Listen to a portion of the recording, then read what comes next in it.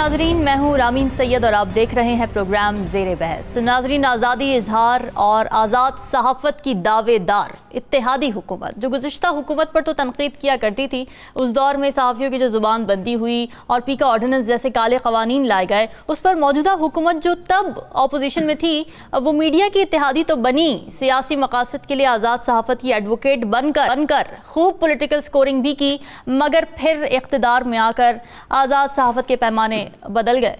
इसी हुकूमत की तरफ से पैमरा तरमीमी ऑर्डिनेंस मंजूर किया गया है, जिसके तहत मिस इन्फॉर्मेशन और डिस इन्फॉर्मेशन की तशरीह की गई है और इस पर सख्त जुर्माने भी रखे गए हैं। तो अब नाज़रीन, इसमें कोई शक नहीं है कि मीडिया एथिक्स और रेगुलेशंस पर काम होना चाहिए, लेकिन पाकिस्तान में मसला ये है कि ये रेगुलेशंस बड़ी जल्दी सेंसरशिप में बदल जाती हैं और फिर स्टेट कंट्रोल्ड मीडिया बन जाता है, जिसकी जमहूरियत में तो कोई गुंजाइश नहीं है। तो इस बिल का तज्जिया ले लेते हैं अपने पैनल से। हमारे साथ मौजूद हैं सीकर ज़फ़र हिलाली साहब, राव खालिद साहब, रियाजुल हक साहब। स्टूडियोज़ में हमें ज्वाइन किया है सलमान आबिद साहब ने। आप सभी का बहुत शुक्रिया। हिलाली साहब, ह्यूमन राइट्स कमीशन ने बड़ा इस पर तशवीश का इजहार किया है और उन्होंने कहा है कि इस बिल में जो डिसइंफॉर्मेशन की तारीफ बयान की गई है वो सेंसरशिप के ही ज़ुमरे में आता है। आप अग्री करते हैं इस बात से? 100% मैं अग्री करता हूँ कि इन लोगों का पूरा ये अटेम्प्ट जो ये है कि सेंसरशिप लिया जाए और जो हुकूमत हो, द गवर्नमेंट इन पावर, वो ऐसी कमेटी बनाएं, ऐसे फैसले वो कमेटी से निकलवाएं, जो भी उनके खिलाफ क्रिटिसाइज करता है उसको डर और खौफ हो और वो ना करें। मैं तो हैरान हो गया हूं कि इनके पास इस वक्त और कुछ काम नहीं है। आपके पास सिविल स्ट्राइफ हो रहा है केपी में, बलोचिस्तान में किस किस्म के अटैक्स हो रहे हैं, इकोनॉमी की हालत देखें, और आप मिस इन्फॉर्मेशन और डिसइंफॉर्मेशन के बारे में एक कानून पास कर रहे हैं और हमें कह रहे हैं ये जमहूरियत को आप एडवांस करें। खुदा के लिए, who are you trying to fool? Already लोगों ने, इंटरनेशनली लोगों ने आके कहा है कि ये गलत है, ये डेमोक्रेसी, ये डेमोक्रेटिक ये नहीं है। क्या कहते हैं, this is not an act of democratic values नहीं है, फर्दरेंस ऑफ डेमोक्रेसी। ये बिल्कुल गलत है। आप क्या, कोई नहीं है भाई, आप क्यों नहीं ठहरते हैं भाई? एक साफ सिफाफ इलेक्शन करें, एक गवर्नमेंट आए, इलेक्ट होके विद नॉन कंट्रोवर्शियल गवर्नमेंट आए और ये वो इलेक्शन अगर उनको ज़रूरत हो तो बनाए। आपका क्या ख्याल है? मिस इन्फॉर्मेशन 1 मिनट में पता चल जाता है कि गलत है, कभी कभी सालों लग जाते हैं। और आप क्या करते हैं, उसको 1 करोड़ से लेके 10 करोड़ रुपया फाइन होता है। और किसको होता है? जर्नलिस्ट को तो खैर आपने डरा के ख़त्म कर दिया। तो what do? You adulterate freedom. तो मेरा अपना ख्याल ये है कि ये इनका काम नहीं है। ये एक care taker government, care taker नाम देखें, केयर टेकर, जो आपने पाया है उसको केयर करके have genuine elections and pass it on to the next government. आप तो केयर टेकर नहीं, आप तो अंडरटेकर गवर्नमेंट है, आप तो दफन कर रहे हैं। नहीं, लेकिन हिलाली साहब, ये तो विफाक ने किया ना मंजूर। आपको मिला था, कौन कहता है आपको कि दफन करें? तो वैसे फिर ने विफाक में कौन सी हुकूमत है, क्या सी हुकूमत है? आपको पता है क्या है विफाक में? मुझे तो नहीं पता है। ठीक है, ये भी बड़ा अहम सवाल है। एब्सोल्युटली एस्टोनिश्ड कि इस चीज को प्रायोरिटी दे रहे हैं। सही बात है। जी हाँ, ठीक है। सलमान साहब, आपको क्या लगता है, गैर ज़रूरी था इस मौके पर इस तरह का बिल लाना? और आपको लगता है कि क्या ये सहाफ़ती इक़्तिदार के मुनाफी है? और स्टेट कंट्रोल या सेंसरशिप का कितना पोटेंशियल है इस बिल में? देखिए, पहली बात यह है, अनफॉर्चुनेटली पाकिस्तान में काफ़ी अरसे से डेमोक्रेटिक स्पेसिस जो हैं वो श्रिंक हो रही हैं। चाहे वो पॉलिटिकल पार्टियां हैं, चाहे वो मीडिया है, चाहे वो सिविल सोसाइटी है, और चाहे वो आपकी दीगर एसोसिएशंस हैं। अच्छा, मीडिया जो है वो हर दौर में एक थ्रेट पैदा करता रहा है हुकूमत के लिए। अब हुकूमत जो है, अगर वो जैसे आपने कहा कि रेगुलेट करना चाहती है, राइटली उसके पास ये मैंडेट है, वो करे। लेकिन अब आप देखिए, जब आपकी हुकूमत को ख़त्म होने में 1 महीना रह गया है और ये जाते जाते आपको क्या, जिसे कहते हैं ना कि मसला आया कि आपने कहा कि हम इसको रेगुलेट कर लें, या ये कि कोई आपसे करवा रहा है। अच्छा, क्यों करवा रहा है? क्योंकि आपने एक टारगेट कर लिया है इस वक्त एक जिसे पॉलिटिकल फोर्स को, और आप समझते हैं कि उसको हमने साइडलाइन करना है, और उसी की बुनियाद बना के मीडिया पे पहले भी पाबंदियां लगा दी हैं। तो हर तरह की कदगन तो आप पहले से लगा रहे हैं। तो आप मीडिया को जो कंट्रोल कर रहे हैं रेगुलेशन के नाम पे, रेगुलेट करने के नाम पे, कानून साजी के नाम पे, आपको याद होगा जिस वक्त साबका हुकूमत पीटीआई की, जिस वक्त वो लेके आई थी फेक न्यूज़ के हवाले से, तो कितना शोर मचाया था मरियम औरंगजेब ने, कितना शोर मचाया था उस वक्त की अपोजिशन ने, और बाकायदा उसको कहा कि ये काले कवानीन है, हम इसको तस्लीम नहीं करते। आज जब वो ये खुद लेके आ रहे हैं तो ये बिल्कुल जस्टिफाई हो गया। देखिए, आप कोई कानून साजी करना चाहते हैं ना, तो पहले आप तमाम स्टेक होल्डर को इत्तेमाद में लेते हैं।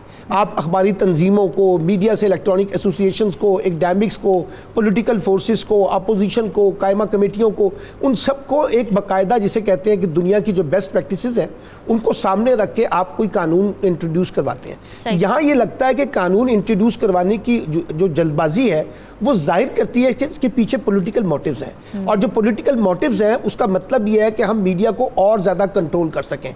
अब इनको एक बात समझ नहीं आ रही, और वो समझ ये नहीं आ रही कि आप प्रिंट मीडिया को तो रेगुलेट कर लेंगे, इलेक्ट्रॉनिक मीडिया को तो रेगुलेट कर लेंगे, अब आप सोशल मीडिया और डिजिटल मीडिया को कहाँ से रेगुलेट करेंगे जहाँ से वो चीज़ें चल रही हैं। तो ये जो आज की दुनिया के अंदर जो जदीद हकीकत है उसको तस्लीम किए बगैर आप इलेक्ट्रॉनिक को और प्रिंट को जिस वक्त जिस तरह से दबाने की कोशिश कर रहे हैं, उसका नुकसान किसको हो रहा है? उसका पूरी मीडिया इंडस्ट्री को नुकसान हो रहा है ना, उसका वर्कर्स को नुकसान हो रहा है ना, सहाफ़ियों को नुकसान हो रहा है ना, उनका जो बिजनेस है उसको आप श्रिंक कर रहे हैं, और आप उनके ऊपर कदगन लगा रहे हैं, उन पर डंडा चला रहे हैं, उन पर जोर जबरदस्ती करके चीज़ों को लागू करने की कोशिश कर रहे हैं। कहीं कोई कंसल्टेटिव प्रोसेस को अडॉप्ट नहीं किया गया, कहीं आपने सबके सामने वो रखा नहीं है। अब ये डेफिनेशन की आपने बात की है, अब इसका तायन कौन करेगा फेक न्यूज़ का? अब वो जो जिन्होंने तायन करना है, क्या उनको आपने ऑन बोर्ड लिया है? तो मुझे तो ये लगता है कि इसके पूरे पॉलिटिकल मोटिव्स हैं, और उस पॉलिटिकल मोटिव्स को बुनियाद बना के आने वाले दिनों में आप देखिएगा कि ये सोशल मीडिया पे भी कदगन लगाने की बात कर रहे हैं। ये कह रहे हैं कि जनाब इन जो चीज़ इनके अगेंस्ट आएगी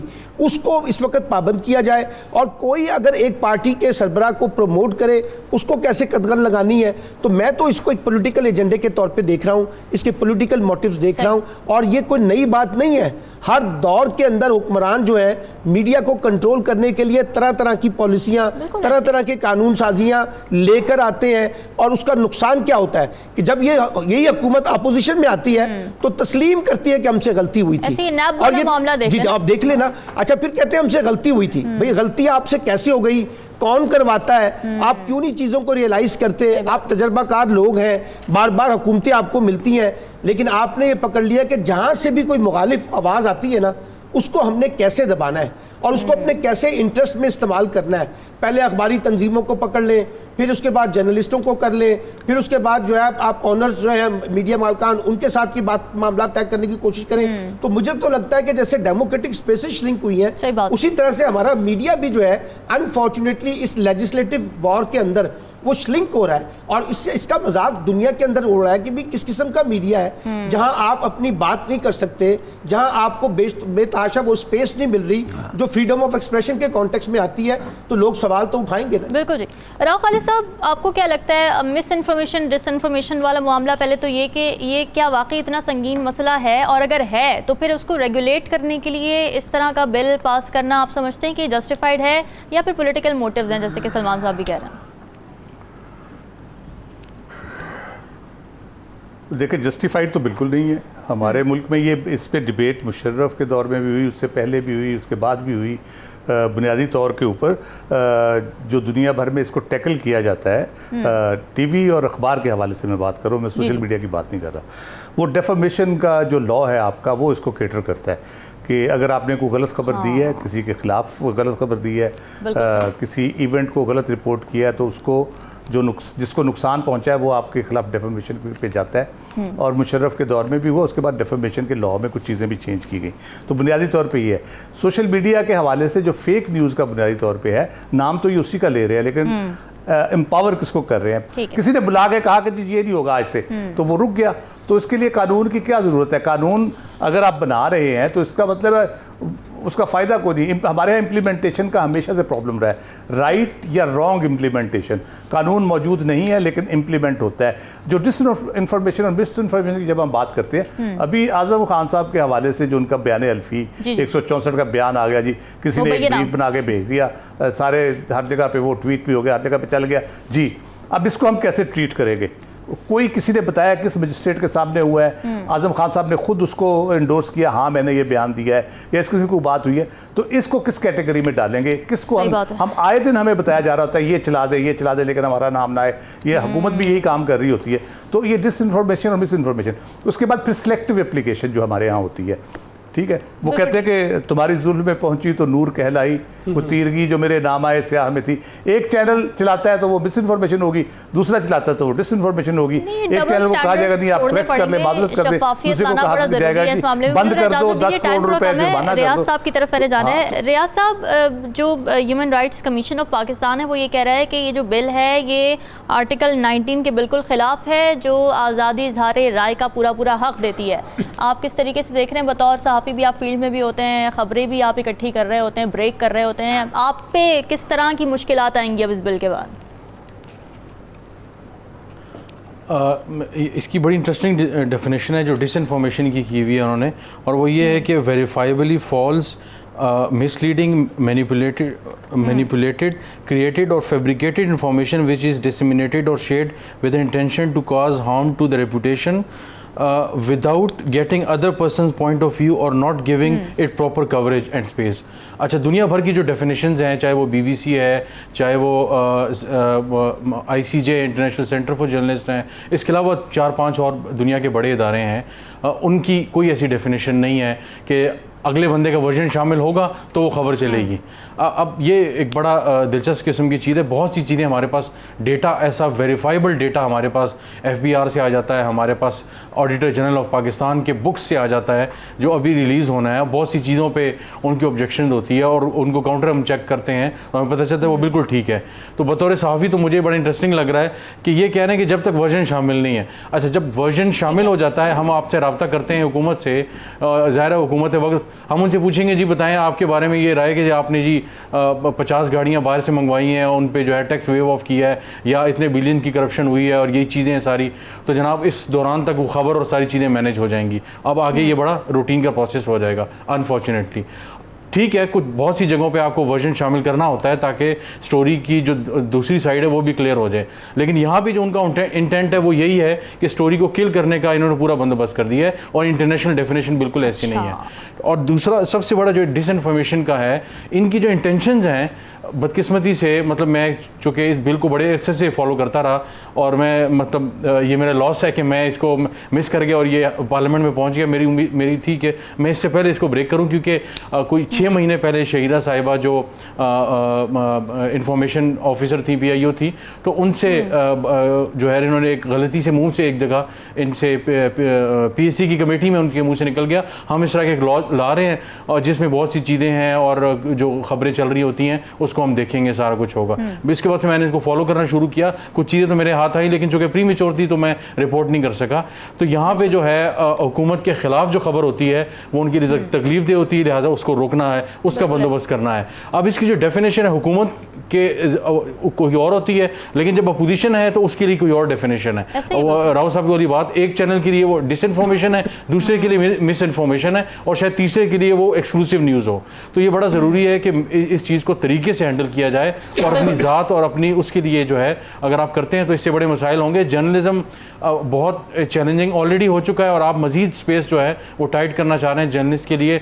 आपने 2-4 चीज़ें इसमें डाल दीजिए, तनख्वाही टाइम पे होंगी, वो लॉलीपॉप तो आपने हमें दे दिया, ठीक है, आपका बहुत शुक्रिया। इससे पहले आपने कौन से आपके चीज़ों पर अमल हुआ है कि 2 महीने के अंदर तनख्वाह दे देंगे, वरना के लिए मीडिया को इस्तेमाल किया जाए और फिर कदगने भी लगाई जाए जब हुकूमत में आ जाए। डिस्कशन का सिलसिला जारी है, वक्त पर ब्रेक का, स्टे विद अस।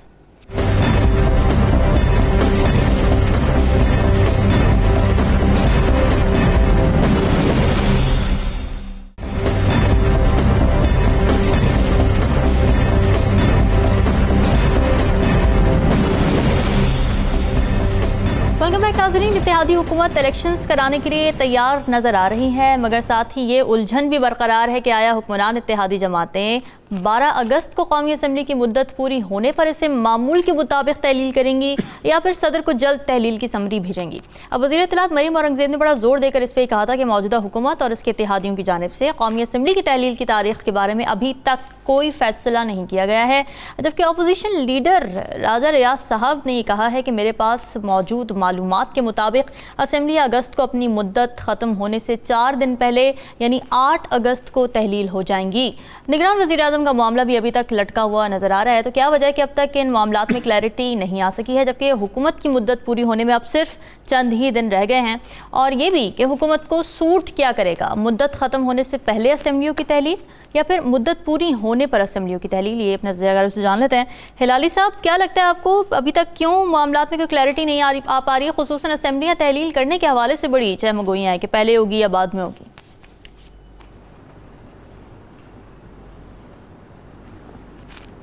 इसलिए कि इनका जो दिमाग है ये बड़ा कंफ्यूज्ड है।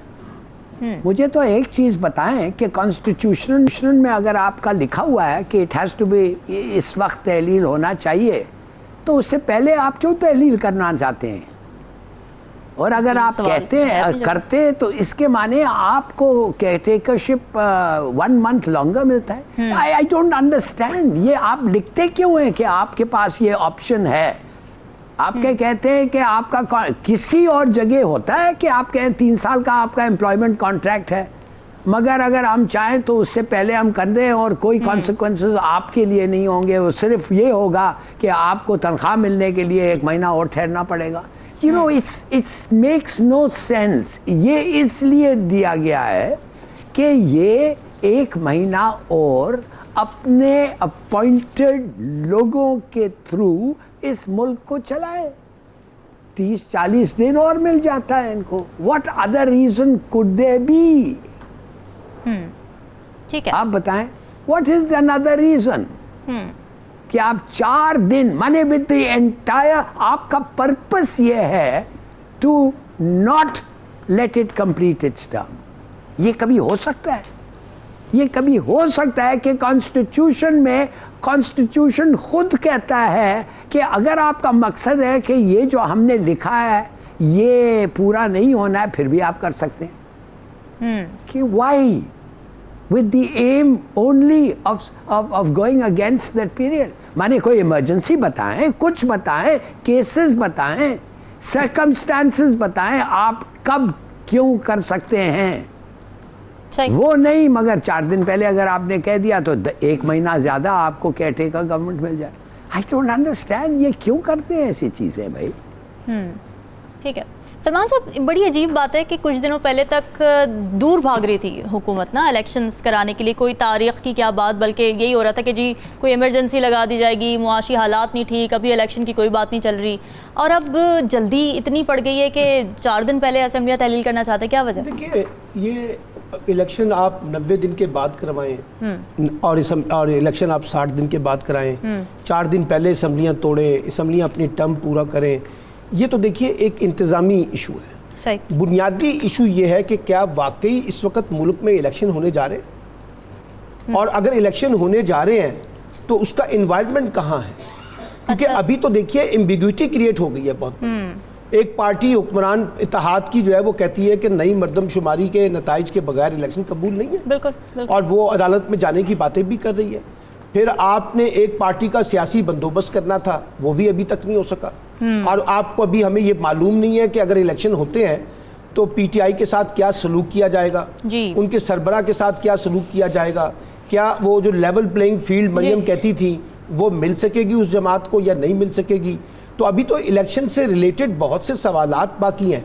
फिर हमें ये नहीं समझ आ रही कि निगरान हुकूमत का जो होना है उसका फैसला किसने करना है?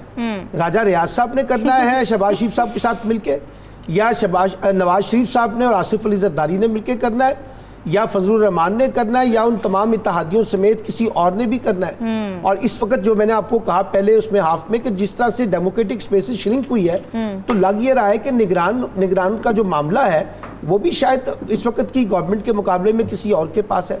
फिर हमें ये देखना होगा कि जो भी निगरान वजीर आज़म आता है वो कौन है, और क्या वो इंतखाबात करवाने के लिए आए हैं, या वो इलेक्शन वो अबूरी सेटअप के तौर पर लंबा चलेंगे, क्योंकि देखिए ना, पंजाब में और केपीके में भी तो इलेक्शन करवाने आए थे निगरान सेटअप, बिल्कुल। अब वो कितना लंबा हो गए हैं और अभी आप उनको मजीद आगे लेके चलना चाहते Precedence हैं। तो आ चुका है। तो इसलिए कि एक एम्बिग्युइटी क्रिएट हो चुकी है कि इलेक्शन करवाएं या ना करवाएं। आपने कहा ना, और ये जो बड़ा इस वक्त हमें नजर आ रहा है कि हुकूमत इलेक्शन कराना चाहती है, आपको किसने कहा है कि हुकूमत इलेक्शन कराना चाहती है? वो तो खुद कह रहे हैं। वो कहते हैं ना, वो कहते तो बहुत कुछ है, लेकिन जो इस वक्त हालात है, माशी हालात, जिस किस्म के बिजली के बिलों में इजाफा हुआ है, गैस की कीमतों में इजाफा हो रहा है, महंगाई बढ़ गई है, बेरोजगारी बढ़ गई है, 12 लाख लोग पाकिस्तान छोड़ के जा चुके हैं।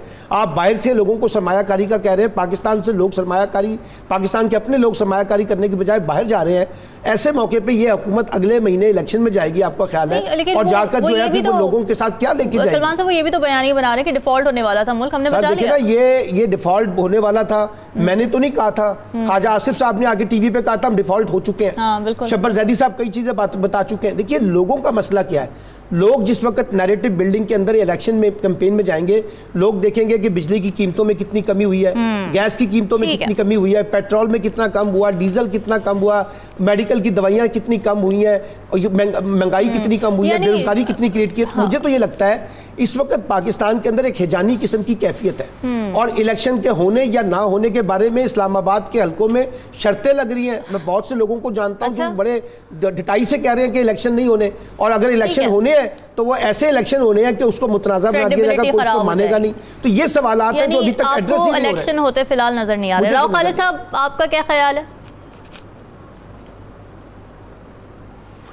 देखिए, जो ओवरऑल सूरत हाल है उसका नक्शा इस किस्म का लग रहा है कि पीडीएम जो है और जो भी स्टेक होल्डर हैं वो अंधेरे कमरे में काली बिल्ली पकड़ने की कोशिश कर रहे हैं और एक दूसरे को, किसी की आंख में उंगली लग रही है, किसी की टक्कर हो रही है कोई, तो आप आपस में यानी जो उनका हाल हुआ है इस वक्त, तो वो मुझे तो वो लग रहा है इस वक्त जो सूरत हाल इलेक्शन के हवाले से है। क्योंकि जब असेंबली डिज़ोल्व हो जाएगी तो थोड़ा बहुत लीवे जो है, जो रोज़ जाके ये इफ्तिताह कर रहे हैं, तख्तियाँ लगा रहे हैं और तकरीरें फरमा रहे हैं, वो भी ख़त्म हो जाएगी। उसके बाद तो फिर आपको पॉलिटिकल एक्टिविटी करनी पड़ेगी, जलसे जुलूस करने पड़ेंगे। जी बिल्कुल, 2 तो बहुत कम है, 2 तो मिनिमम है। आप कह रहे कि अगर शरकपुर का फ्लाइट कैंसिल ना हो जाए तो वो तो मिनिमम है। तो वो ये बिल्कुल कन्फ्यूज्ड सूरत हाल है। बुनियादी मसला यही है कि जो रिज़ल्ट, वो मुस्बत नतीजा ज़ियाउल हक़ के बकौल, वो जब तक उनको नज़र नहीं आएगा इनकी तसल्ली और तशफ़ी नहीं होगी। अब उसमें बहुत सी चीज़ें हैं, मतलब मौलाना फजल रहमान साहब चाहते हैं कि इलेक्शन आगे हों, 6 महीने और लग जाए उनकी दिहाड़ी, केपी में उनके वो बैठे हैं अजीज़, वहाँ गवर्नर और बाकी जो लोग हैं। इसी तरह से शहबाज शरीफ साहब शायद चाहते हैं कि टाइम पे हो जाएं और मियां नवाज शरीफ के आने से पहले कुछ ना कुछ यहाँ पे हो जाए और वो फिर दोबारा से उम्मीदवार बन जाएं, और यार इतना कम टाइम हो कि मियां साहब, नवाज शरीफ साहब 15 सितंबर से पहले तो नहीं वापस आने वाले ना, राव खालिद साहब, आपको पुट ना कर सके, कहा यह जा रहा है। और ये बड़ा अनफॉर्चुनेट बात है, मैं पहले भी कई बार कह चुका हूँ कि आप एक चीफ जस्टिस जो अभी आए नहीं हैं उनको पहले से कंट्रोवर्शियल बनाने की कोशिश कर रहे हैं। तो ये बहुत ही अनफॉर्चुनेट बात है कि उनको एक शख्स से, एक तारीख से, एक ख़ास वो कह लें फेवरेटिज्म जैसे होता है कि उस हवाले से उनको कहा जा रहा है कि वो कर रहे हैं। लेकिन एक इम्पॉर्टेंट बात बड़ी है, अगर हम स्टैंड बाई एग्रीमेंट के साथ जाएं, जैसे हम पहले भी डिस्कस कर चुके कई दफ़ा, तो उसमें कुछ कंडीशनैलिटीज़ जो हैं, जिसको इसहाक डार से जियोपॉलिटिक्स कहते हैं, उसमें इस किस्म की है कि आपकी जो पॉलिटिकल स्टेबिलिटी है वो इलेक्शन के बगैर नहीं आ सकती। तो क्या हमारे पास ऐसा अरेंजमेंट है कि हम बगैर इलेक्शन कराए और IMF का स्टैंड बाई एग्रीमेंट भी, हम अरेंजमेंट भी ख़त्म करके तो अपने आप को इकोनॉमिकली स्टेबल रख सकते हैं या मामला को आगे चला सकते हैं, जो कि मेरा नहीं ख्याल के बहुत आसान होगा। क्योंकि जैसे आप स्टैंड बाई एग्रीमेंट से बाहर जाएंगे, एकदम से आपका रुपया भी क्रैश करेगा, आपका जो इंटरनेशनल जो कह ले के विहार होता है कारोबारी, वो भी ख़त्म होगा, इन्वेस्टमेंट नहीं आएगी किसी तरीके से, लोग आपके साथ बिजनेस नहीं करेंगे, जिन्होंने उधार लेना है वो आपके दरवाजे पे आके बैठ जाएंगे कि हमें दें।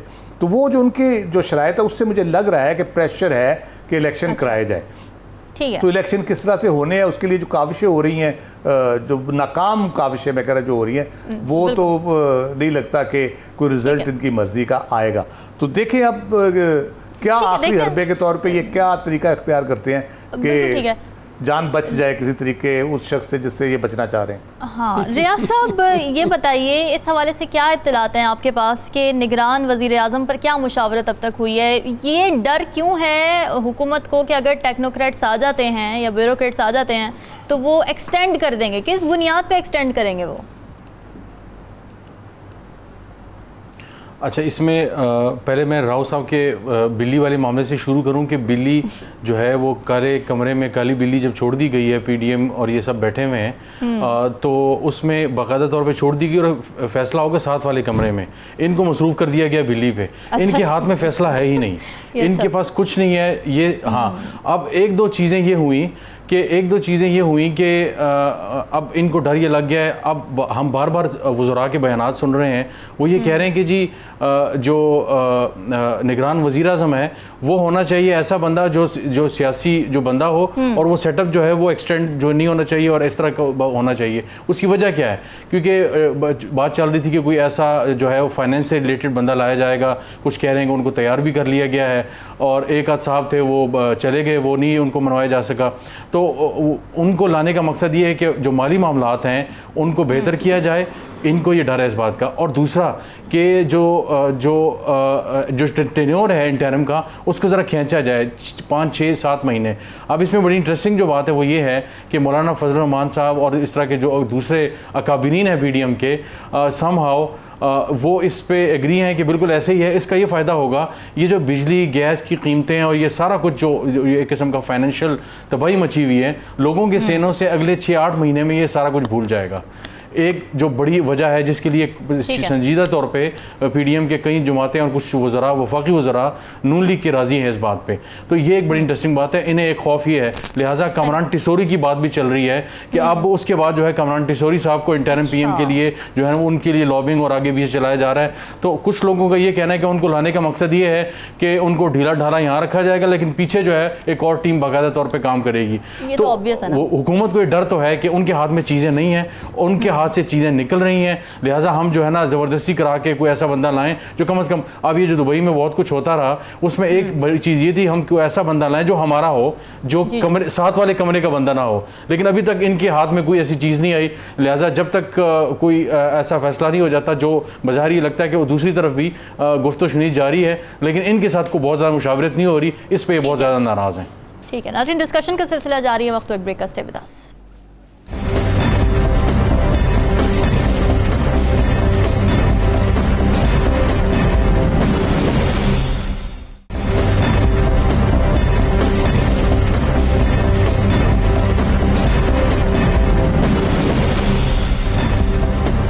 नाज़रीन, कई दिनों से लापता गुज़िश्ता हुकूमत के साबिक़ प्रिंसिपल सेक्रेटरी आज़म खान अचानक मंजर आम पर आए और आते साथ ही उनके नाम से मंसूब मुबैना 164 का बयान मीडिया पर आ जाता है, जिसमें वो ये इंकशाफ करते हैं कि साइफर प्री प्लान ड्रामा था जिसे सियासी मकासद के लिए इस्तेमाल किया गया। चेयरमैन PTI ने कहा था कि साइफर को गलत रंग देकर अवाम का बयान या बदल दूंगा। फिर आज़म खान साहब ने यह भी बताया कि चेयरमैन PTI ने साइफर मुझसे 9 मार्च को ले लिया और बाद में गुम कर दिया।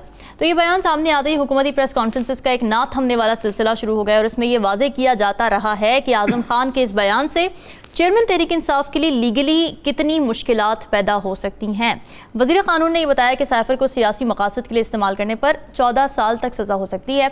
मुसद्दिक़ मलिक ने यह बताया कि साइफर गुम करने की सज़ा 3 साल है। राना सनाउल्लाह ने यह दिया है कि PTI के चेयरमैन ऑफिशियल सीक्रेट एक्ट लगाने पर गौर कर रहे हैं, जबकि ख्वाजा आसिफ का यह कहना था कि साइफर मामले पर बात चेयरमैन PTI की नाअहली तक जा सकती है। क्या वाकई साइफर का मामला चेयरमैन तहरीक इंसाफ की नाअहली तक जा सकता है? ये सवाल अपने तज्ज़ियाकारों के सामने रख लेते हैं।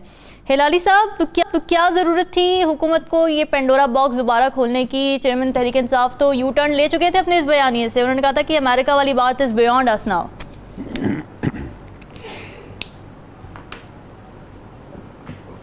देखिए, पहली बात तो ये है कि हमें पूछना चाहिए कि जब प्रेसिडेंट आरिफ ने चीफ जस्टिस को ख़त लिखा था और कहा था कि आप इन्वेस्टिगेट करें ये साइफर का जो मैटर है, उस वक्त क्यों नहीं किया गया था?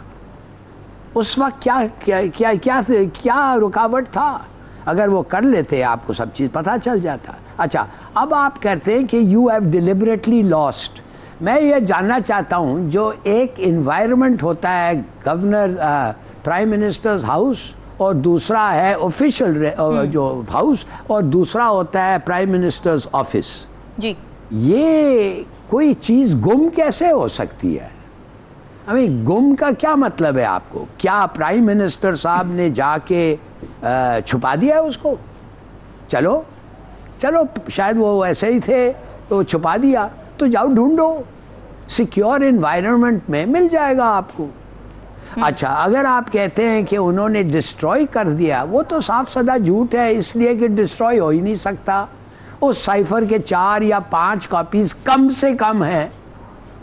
4 या 5 लोग, कम से कम 4 या 5 लोग के कमरे में हैं। सही, चीफ जस्टिस के कमरे में हो सकता है, प्रेसिडेंट के कमरे में हो सकता है, और एक कॉपी जो रखते हैं हर चीज का साइफर में होता है। तो व्हाट डू यू मीन कि ये डिलिबरेटली गुवा दिया? क्यों भाई? एक ही कॉपी नहीं होता है दुनिया में, बहुत होते हैं, 4-5। कॉपी का मसला नहीं है हिलाली साहब, कॉपी का मसला नहीं, हर साइफर इन लोगों को ऑफिशियल जाता है। सीक्रेट था जो कि गुम हो गया और अब उस पे वो रिपरकशंस कह रहे हैं कि हो सकते हैं। कॉपी का मसला नहीं है, वो गुम हो जाना एक मसला है कि वो कहीं भी जा सकता है, किसी के भी हाथ लग सकता है। वो जो कहते हैं ये बात, वो कंपेयर करते हैं ट्रंप के साथ। जी बिल्कुल। अब ट्रंप के जो डॉक्यूमेंट्स थे वो व्हाइट हाउस में नहीं पकड़े गए, वो व्हाइट हाउस में नहीं पकड़े गए, या Oval room of the white house में नहीं पकड़े गए, वो अपना प्राइवेट रेजिडेंस 1000 मील के फासले पे उसके गोदाउन में पिखड़े हुए पकड़े गए। हाँ, तो वो दैट शोज के वो केयरलेसनेस था।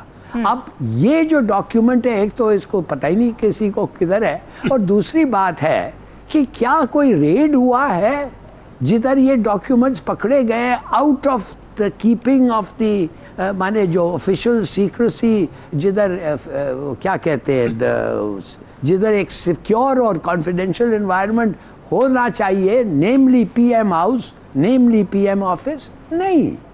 तो ये क्या कंपैरिजन है कि एक रेस्टोरेंट के स्टोर रूम में ट्रंप के डॉक्यूमेंट्स उधर थे, वो फेरो लागो। तो ये मैं समझता हूँ ये सब बकवास है जी, सीधी सादी बात है कि आप ठीक हो गया, आप चाहते हैं एक आदमी को इन्वेस्टिगेट करना, और ये जो आदमी आपने अबडक्ट किया है, माफ करिए, ये आदम को तो अबडक्ट किया गया है ना, इससे आप कन्फेशन ले रहे हो, you think it will be admitted in court? मैं तो हैरान हो जाऊंगा। है मसला ये, मैं जरा सलमान साहब से भी जानना चाहती हूँ, आजम खान का बयान सलमान साहब कितना क्रेडिबल है 164 का? क्योंकि वो खुद तो नहीं आया, और वो भी जो बयान भी सामने आया था कॉपी, वो भी 3rd उसमें लिखी हुई थी कि किसी ने कोट किया हुआ आजम खान साहब को। और फिर क्या इस बेसिस पर लीगली मुश्किल में आ सकते हैं चेयरमैन? पहली बात तो ये है कि अगर आप लीगल हिस्ट्री देखें, और ये जो 164 का बयान है, ये जब हाई कोर्ट में आता है ना ऊपर, तो वो जो जिसकी तरफ से ये बयान जारी किया जाता है, वो आमतौर पे कहता है कि मुझे दबाव में लाया गया था, डराया गया था, धमकाया गया था। ये तो इसकी लीगल हिस्ट्री। जी जी। दूसरी बात यह कि अगर आजम खान के बात को मान भी लिया जाए, तो फिर नेशनल सिक्योरिटी कमेटी के 2 इजलास हुए, वहाँ से आपने एक एहतजाजी मरासला भी भेजा। जी जी जी। आपने खुद प्राइम मिनिस्टर ने बैठ के पार्लियामेंट में कहा कि मैंने वो खुद खत देखा है, हाँ उसकी लैंग्वेज बड़ी गलत थी, उसमें धमकी थी, गैर मुनासिब अल्फाज थे, वो भी थे। फिर चीफ जस्टिस साहब के पास भेजा, यानी फिर वो एक पंडोरा नहीं है, फिर कई पंडोरे खोलने पड़ेंगे, फिर आप सब कुछ चीज़ों को इन्वेस्टिगेट करेंगे। बिल्कुल। मुझे ज़ाती तौर पे लगता है कि ये खेल जो साइफर से शुरू हुआ था पीटीआई की हुकूमत के खात्मे के लिए, आज 1.25 साल के बाद दोबारा आप साइफर पे आके खड़े हो गए। बीच में आप तोशा खाना को लेके आए, ममनुआ फंडिंग को लेके आए, इद्दत वाले निकाह का मामला लेके आ गए, अलकादरिया ट्रस्ट लेके आ गए, कोई बलूचिस्तान में कोयटा में कत्ल होने वाले वकील का ले आए, लाहौर में हुए। इतने मुकदमात के बाद अब बात ये वापस साइफर पे आई है। इसका मतलब क्या है? इसका मतलब ये है कि आम तौर पे जब आपका केस कमज़ोर होना और आपको पास कोई बड़े सबूत ना निकल रहे हो, तो फिर हम वादा माफ गवाह को ढूंढने की कोशिश करते हैं। बिल्कुल। फिर मुझे ये लगता है कि सारा खेल इस वक्त हो क्या रहा है, एक सियासत हो रही है। अगर आपका इल्ज़ाम ये है कि पीटीआई के सरबराह ने इसके ऊपर सियासत की थी, तो आज हुकूमत भी सियासत कर रही है। जैसे भी राव साहब कह रहे थे कि एक दिन के अंदर 6 प्रेस कॉन्फ्रेंसें हो रही हैं, और माशाल्लाह ऐसे वुज़रा भी प्रेस कॉन्फ्रेंस कर रहे हैं जिनका शोभा नहीं है, उसके बावजूद वो बांट के उसके ऊपर गुफ्तगू करते हैं। तो इसका मतलब है आप सियासत नहीं कर रहे, और आप सियासत कर रहे हैं तो आप भी तो सारा मलबा उठा के पीटीआई के ऊपर डाल रहे हैं ना, बगैर किसी इन्वेस्टिगेशन के। जैसे अभी अलाली साहब ने कहा, किसने रोका था जब जिस वक्त चीफ जस्टिस साहब के पास गया था, तो आप इसको इन्वेस्टिगेट कर लें।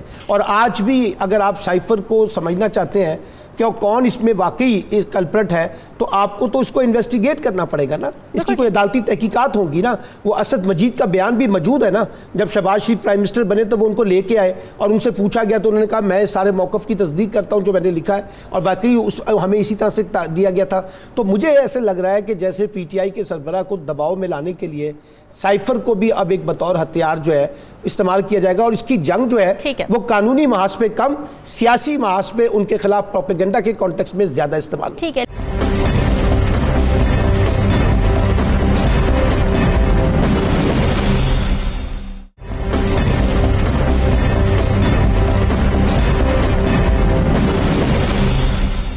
खालिद साहब, आपसे मैं जानना चाहती हूँ कि जो प्रोपेगेंडा के हथियार के तौर पे साइफर को अब इस्तेमाल किया जा रहा है, पहले तो चेयरमैन तहरीक इंसाफ पर ये इल्ज़ाम लगता था कि इन्होंने हथियार के तौर पर इस्तेमाल किया, अब जो हथियार के तौर पर इस्तेमाल किया जा रहा है, आपको लगता है कि जो PTI का वोटर है वो भी इसको इसी तरीके से लेगा जैसे हुकूमत दिखाना चाह रही है, बताना चाह रही है? देखिए, हुकूमत के लिए प्रॉब्लम ये है कि वो बार बार एक बयानिया बनाने की कोशिश करते हैं और बार बार उसमें नाकाम होते हैं। बुनियादी बयानिया उन्होंने क्या बनाने की कोशिश की? एक हमारे सहाफ़ी साथी थे जो हुकूमत को प्यारे हुए, हुकूमती तर्जमान बने और फिर मरियम औरंगज़ेब साहिबा से लड़के वापस दोबारा से सहाफ़ी बन चुके हैं। उन्होंने एक नैरेटिव शुरू किया था, अभी भी वो जब ट्वीट करते तो उसी से शुरू करते हैं, और ये साबित करने के लिए वो हर चीज़, ये धूल इतनी उड़ाई जाती है। ओ देखे जी, हमने कहा था साइफर में उन्होंने झूठ बोला, हमने कहा था अलकादर में उन्होंने झूठ बोला, इद्दत के मामले पे झूठ बोला जी, देखे अब ना 190 मिलियन पे झूठ बोल दिया उन्होंने, और वो ज़िले शाह में उसमें झूठ बोल दिया। तो बुनियादी तौर पे एक जो नैरेटिव है वो ये बिल्ड करने की कोशिश की उन्होंने, अपने ज़रखेज़ जहन से उन्होंने ये एक चीज़ दी सोशल मीडिया को जो गवर्नमेंट को सपोर्ट करता है, गवर्नमेंट के वज़रा को। और आप पिछले 1.25 साल में देखें, उनके पूरा फोकस ये है कि PTI के चेयरमैन झूठ बोल रहे हैं, झूठे हैं, ये है वो। ठीक है, बात यह है कि किसी दूसरे को झूठा कहने से आप सच्चे नहीं होंगे, आप अपना सच बताएं, आप कितने सच्चे हैं, आपने कितनी रसीदें दी, आपने कितने सच बोले। साइफर के मामले के ऊपर ये एस्टेब्लिश्ड फैक्ट है कि साइफर आया था, साइफर में ब्लेटेंट इंटरफेरेंस थी पाकिस्तान के मामलात में, उसकी कंडमनेशन हुई, अमरीकी सफ़ीर को डिमार्च किया गया, और हमारी तारीख है कितनी दफ़ा हमने डिमार्च किया, शायद सलाला पे किया था हमने एक दफ़ा, और ये दूसरी दफ़ा ये किया है। मेरा नहीं ख्याल कि पाकिस्तान में कोई अमरीका को इस किस्म का डिमार्च करने की कोई हिस्ट्री मौजूद है। ठीक है, फिर हम जब उसकी वाक़याती शहादत पे जाते हैं, जो चेयरमैन PTI बार बार कहते थे कि ये इस तरह से किया गया, इस तरह लॉबिंग की गई, सारा कुछ उसी के मुताबिक सारी चीज़ें हुई हैं, 100% वही हुआ है। और अगर उसको पॉलिटिकली इस्तेमाल किया गया, वो हक बनता है। मैं आपको, इनको शायद तारीख याद नहीं है, जुल्फ़िकार अली भुट्टो ने जब जमात बनाई थी और अयूब खान से अलहदा हुए थे, ताशकंद नुमाइंदे को उन्होंने इस्तेमाल किया था, जगह जगह तकरीरें जाके, ज़फ़र लाली साहब को यकीनन याद होगा, जगह जगह जाके तकरीरें करते, ताशकंद नुमाइंदे में मुल्क का सौदा हो गया, मैं राज अफशा कर दूंगा, मैं इस तरह कर दूंगा। उसके बाद जब 77 में उनके खिलाफ तहरीक शुरू हुई, उस वक्त उन्होंने हेनरी किसिंजर का एक राजा बाज़ार में सो कॉल्ड ख़त लहराया था, ये ख़त आया, धमकी आई है मुझे, और ये इस तरह। तो बात ये कि क्या मजाक यानी हम बना रहे हैं अपना, इस तरह से इलेक्शन थोड़े जीते जाते हैं। आप चेयरमैन PTI को झूठा साबित कर देंगे तो इस तरह थोड़े इलेक्शन, लोग जब तक आपके सच पे यकीन नहीं करेंगे, खुद ही बनाना पड़ेगा और वो अपनी परफॉर्मेंस से बनाया जा सकता है। रियाज साहब, आपका टेक क्या है इस पर? क्या इस साइफर के मसले से चेयरमैन तहरीक इंसाफ के लिए मसले पैदा होने वाले हैं अब आगे जाके? देखिए, मसले तो जब से ये हुकूमत आई है, एक से एक स्कैंडल, चाहे वो तोशा खाना का था, फिर उसके बाद इद्दत वाला मामला था, फिर उसके बाद हमने देखा ये साइफर वाला मामला अब दोबारा से सर उठा रहा है, फिर इसके अलावा उनके खिलाफ बेतहाशा केसेस, और फिर इसके अलावा जो JT बनी थी उन पे जो अटैक था उसको लेकर जो सारा मामला था, उसमें भी चीज़ें वो नहीं कर सके उनके खिलाफ करने की, और वो सारा कुछ। तो हर दफ़ा जो कुछ नया ये निकाल के लाते हैं तो उसको पेश ऐसे करते हैं कि बस जनाब ख़त्म, सियासत ख़त्म हो गई, ये हो गया। वो चंद एंकर्स वगैरह ट्वीट्स ने, जर्नलिस्ट ने वो किए जब ये नया जब ये फ़ौरन जब उनको व्हाट्सएप आया और ठक उन्होंने वो कर दिया, ना उनके दस्तखत मौजूद हैं उस पर, ना उनका कुछ फर्स्ट पर्सन में कुछ है, ना उनके हाथ से कुछ है, ना कोई बयान है, कहाँ पे रिकॉर्ड हुआ। बतौर सहाफ़ी मिस इन्फॉर्मेशन, डिस इन्फॉर्मेशन हम डिस्कस कर रहे थे, और जिस दिन ये आया तो एक बड़ी सीनियर एंकर हैं, कोलीग भी रही हैं, तो उनसे एक और चैनल में, तो उनसे गपशप हो रही थी, तो उन्होंने कहा कि जी चैनल वालों ने मुझे कहा कि जी आपको लेना है। मैंने उन्हें कहा कि मैं इस पर क्या गुफ्तगू करूँ, मुझे पता ही नहीं है कि इसकी जो वेरासिटी क्या है, इसकी ऑथेंटिसिटी क्या है। तो ये चीज़ लाते हैं। अच्छा, मजे की बात, जो डी पॉइंट है उसमें ब्रैकेट में लिखा हुआ है, यहाँ पे वो वीडियो चलानी है जहाँ पे जो है वो कह रहे थे कि जनाब पता नहीं वो साइफर मुझसे गुम हो गया था। तो इनके तो आप अंदाज़ा लगाएं कि ये किस तरह की चीज़ें ये कर रहे हैं। तो ब्लंडर्स तो इनसे हर दफ़ा कुछ ना कुछ हो जाता है, और क्योंकि इनके पास अपना तो कुछ नहीं है, परफॉर्मेंस तो बेच नहीं सकते, लिहाजा ये एक दिन पहले कर रहे हैं कि 90 दिन के कम अज़ कम हमें मिल जाए टाइम, लोगों के जहनों से भूल जाए, और उसके अलावा अगर बादशाह लोगों ने कुछ बढ़ाने की कोशिश की तो हमारा और भी भला हो जाएगा। तो इनके पास कुछ नहीं है बेचने को। ख्वाजा आसिफ साहब कहते हैं कि जनाब इस पे आर्टिकल 6 लगेगा, और इसके अलावा जनाब तारड़ साहब कहते हैं कि जनाब 14 साल की कैद भी हो सकती है, पॉलिटिकल यूज कर रहे हैं। तो डराने धमकाने से कुछ नहीं होगा। इन्होंने 25 को पेश होंगे, इन्हें कहेंगे आपसे साइफर गुम हो गया था, वो लाएं पेश करें, और शायद वो पेश ना कर सकें। उसके बाद जनाब इसको जो है वो नेशनल सीक्रेट एक्ट के तहत चीजों को लेके खेला जाएगा। देखते हैं। बिल्कुल ठीक बात है। नाज़रीन, डिस्कस सुनी, हमें दीजिए इजाजत। अल्लाह हाफ़िज़।